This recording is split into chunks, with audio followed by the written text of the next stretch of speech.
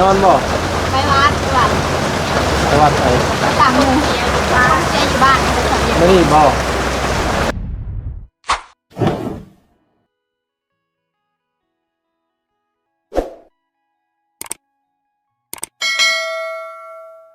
กลางสายฝนเนี่ยนะบ่เป็นยังนอกบ่เป็นยังขอบใจหลายๆแต่ก็ว่ากันห่วยเปียกบ่ได้เฮ้ยเจ้าตัวสบายดีเด้อนะ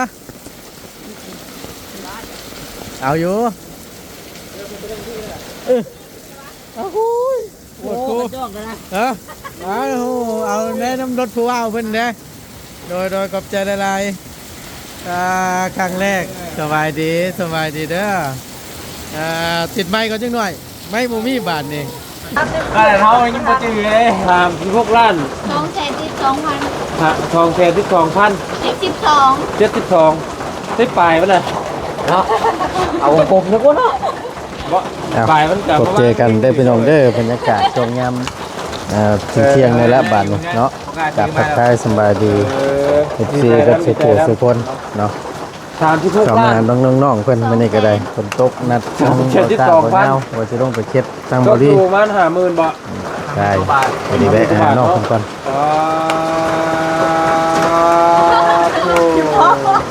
โอ้ย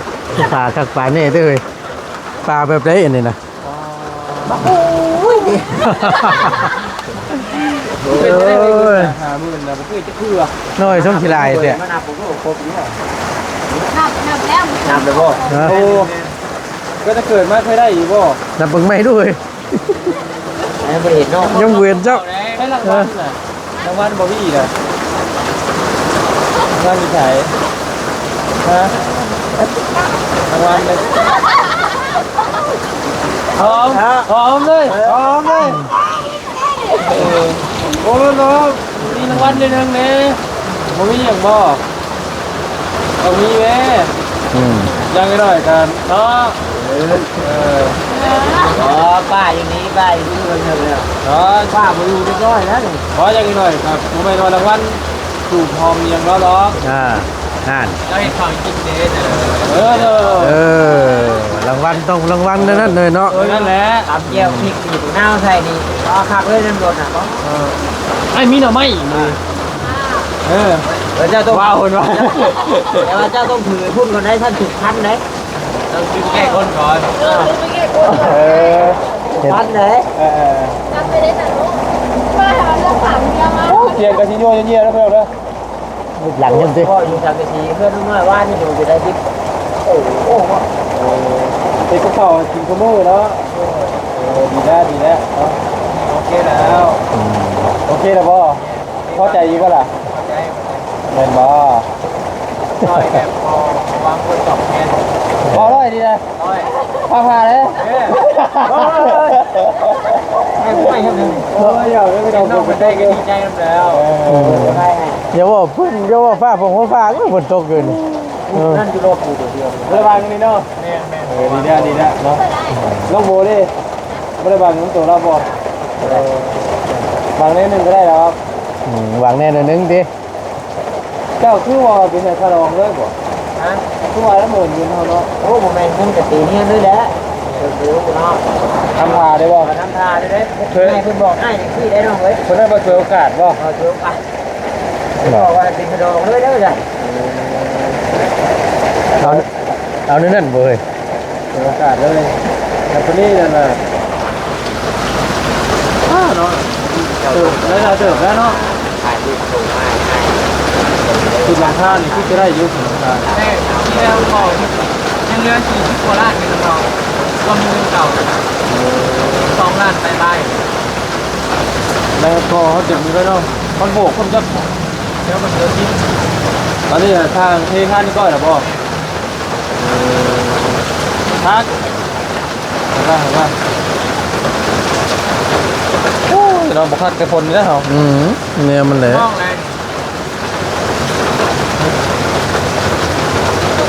ก็พี่ชาติก็ใช่ทำมาเลยทำไปอยู่อีกมีคนไปจะไปใช้หรอไปค่ะ ไปนอนบ่ ไปวัดวัด ไปวัดไหน ต่างหมู่บ้านเจ๊อยู่บ้านไปสอนเรียน ไม่ได้บ่ ของวัดเรียนภาษีเรียนของว่านนี่ว่านนี่ เป็นเรื่องไม่เท่าเราเองเขาเนี่ยเราเขาจ้างหนุนเท่าเนี่ย แล้วก้างให้อีกแล้ววะน่ะ จ้างอีก ถามใหญ่ โอ้โหเพลงไปใช้เนาะ ที่เขาแทนแล้ว น้องเอ้ย เห็นว่าเป็นแทนแล้วเพื่อนเล็กน้อยกับพ่อดูทำโห แต่พิเศษอยู่เจ้าน่ะพิเศษกูโมอยู่หรอกเชื่ออยู่หรอก เลยน้อง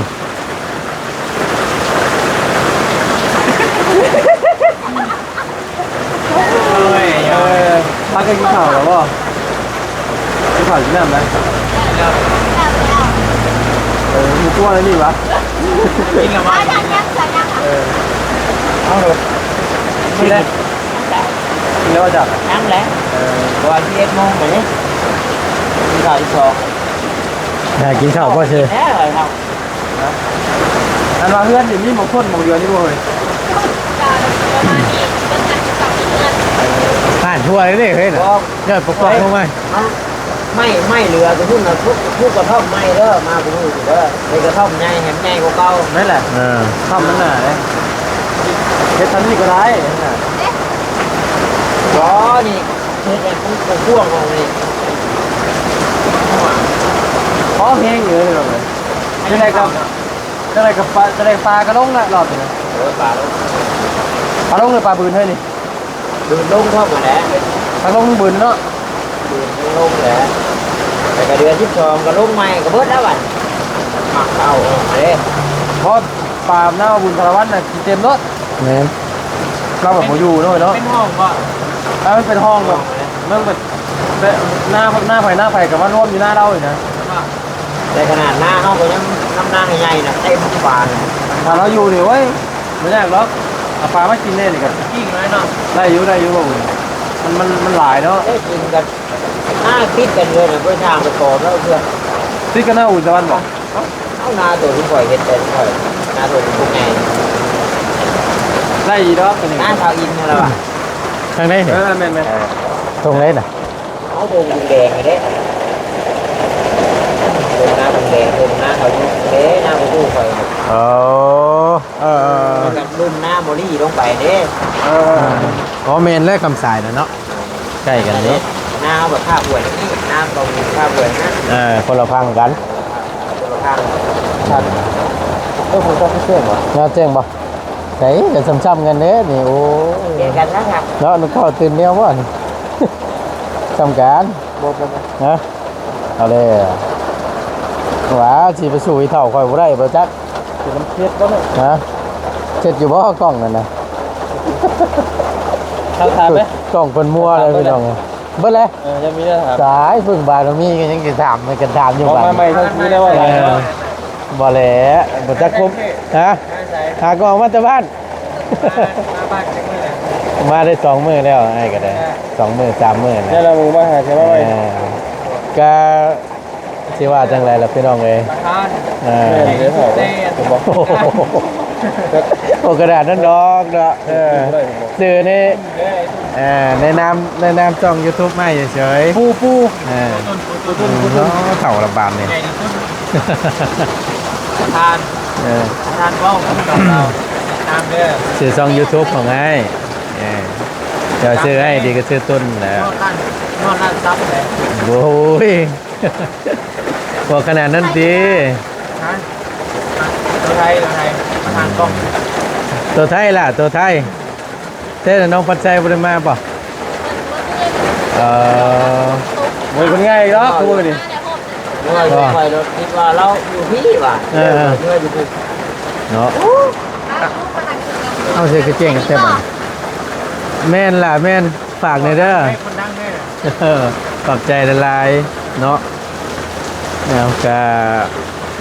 พร้อมกันกับทางอันนี้พี่น้องเลยว่าใช้ทางอันเป็นตาชิได้ลงอยู่บ่อยู่พุ่นน่ะ เอาลงล็อกลงเลยเพราะหาที่สิบเอ็ดโมง ตายเว้าถึงดึกแท้ คนน่ะพี่คน ก็ไปเจ้ากับจีไทยได้บ่ นะ กันโจ้ถ่ายได้อยู่ ตั้งเอาแล้วสิแล้วเปิด ถบัตต้าไปได้อยู่ใครอยู่บ่ ได้บ่เนาะพอดีว่าตัวว่าจะลงไปหาเคสหนึงที่ทางบริษัท ขออนุญาตเนาะ เลยแวะเขามาหาทางน้องๆก่อน จะเป็นทางเด้งแบบเวลาจะได้อยู่เลยจะได้ก็ลงหรอกแล้วก็มันก็ติ้งหน่อยแหละจะเป็นทางยิงอยู่ทางแดงเองยิงเลย บ่ได้ลมแล้วว่าไปอยู่ซะ โอ้แต่ว่าฝนตกพี่กับบ่ไหวกันแล้วเป็นไงข่าวก็บ่นอนได้แล้วพี่น้องเอ้ย บ่ตัวแห้งนี่เนาะบัดมือแล้วมื้อ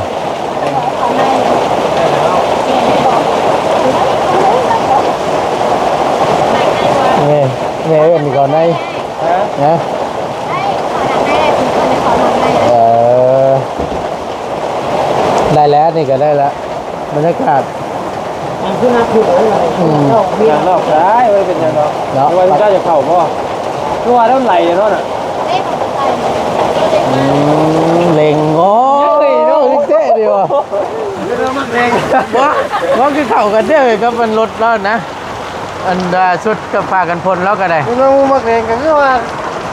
โอ้ย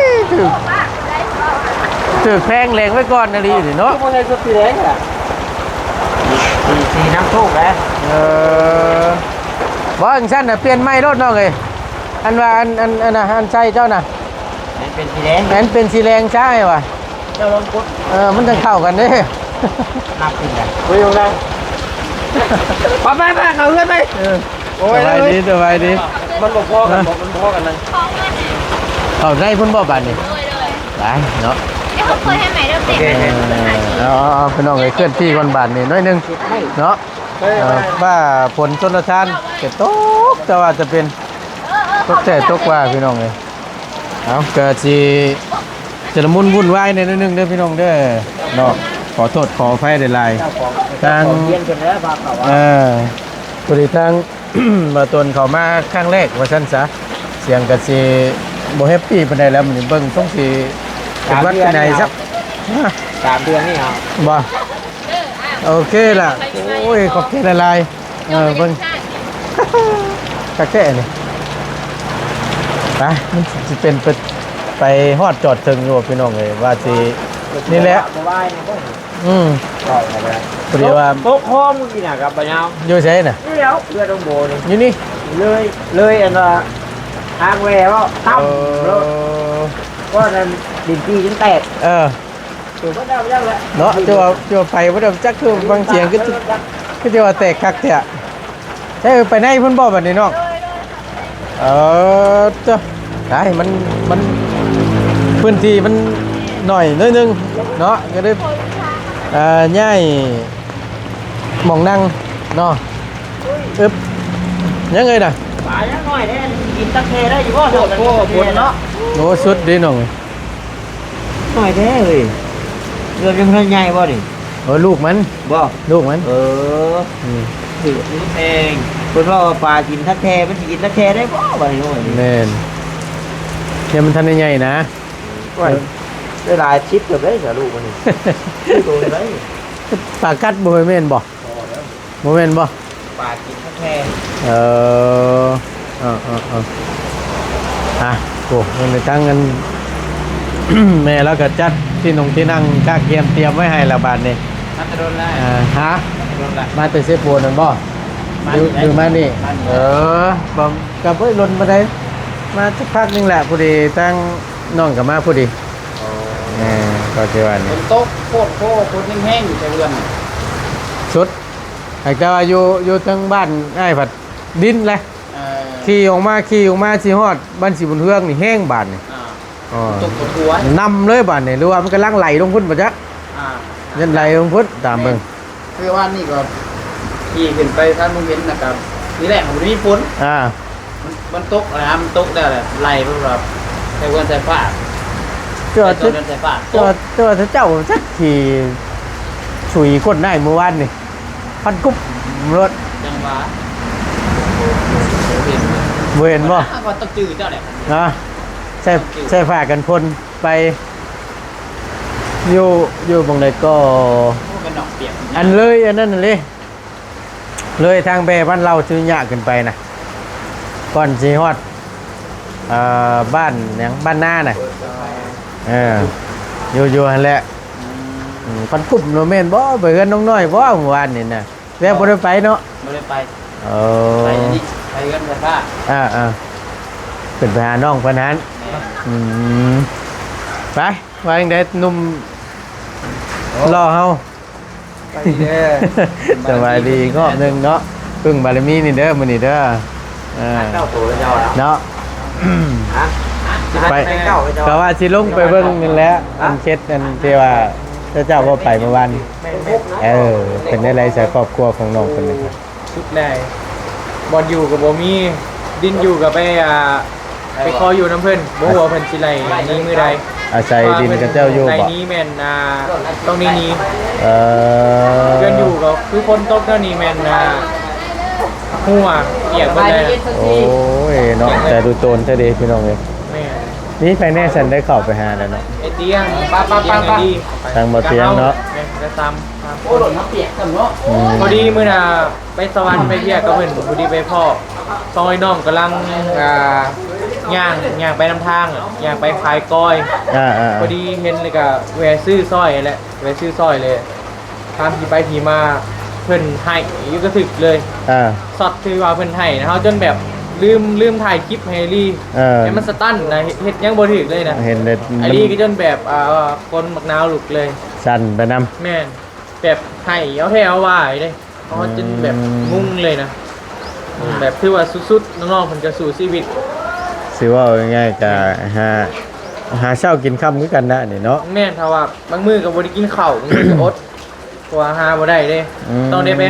หาก้อยแล้วก็เอามาขายได้ก็เอาเงินไปซื้อข้าวมากิน ใช่พี่น้องเอ้ย อยู่ยุ่งอยู่ในป่าเลย อันกระตูกเพิ่นอยู่หั่นเด้ ยุ่งนี่ป้า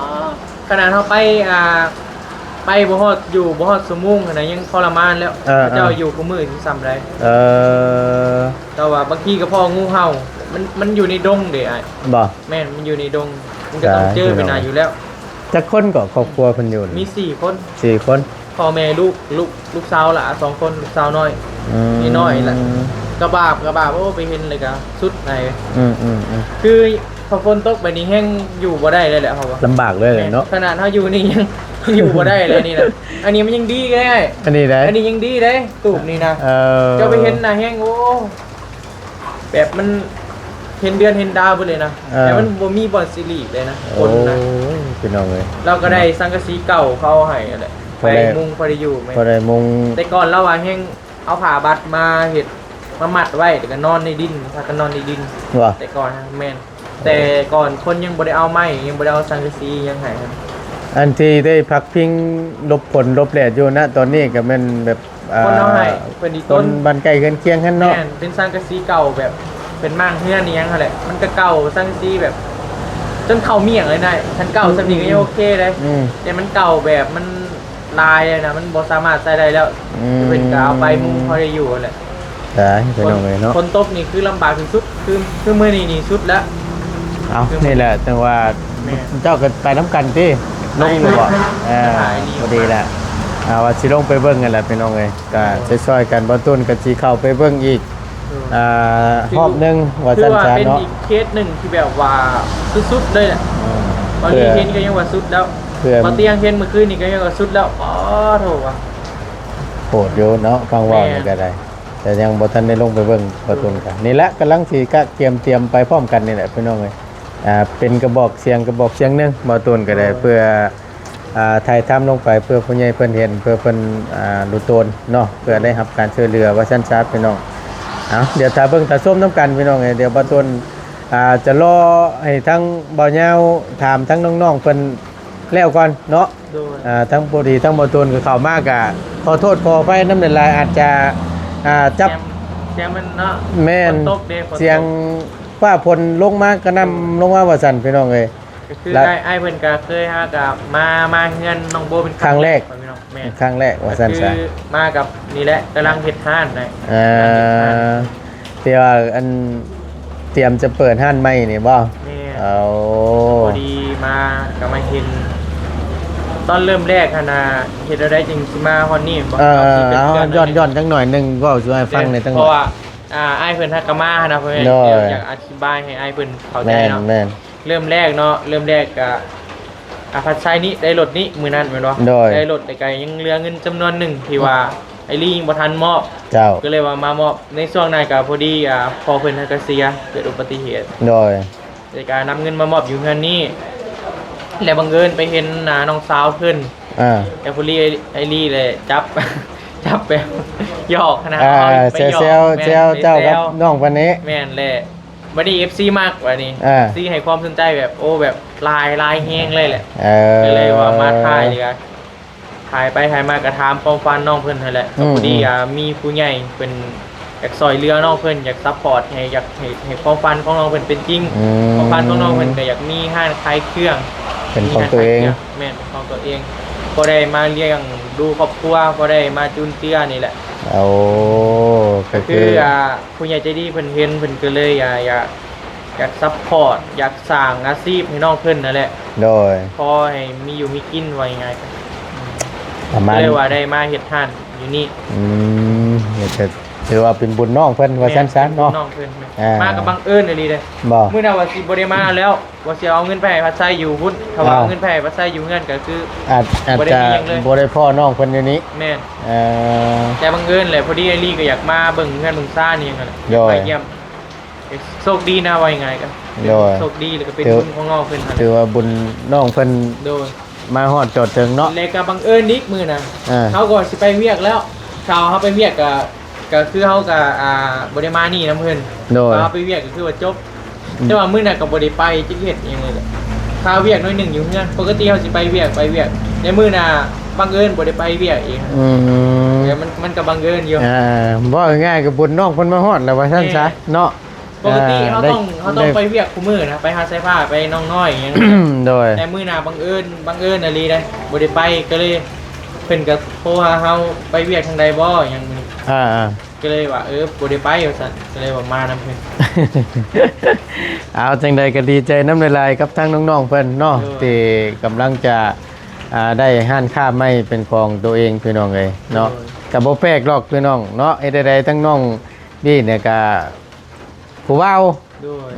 อันนี้ก็บ่ได้ว่าจับคู่จับคิงดอกแต่ว่ามาอันนี้แหละ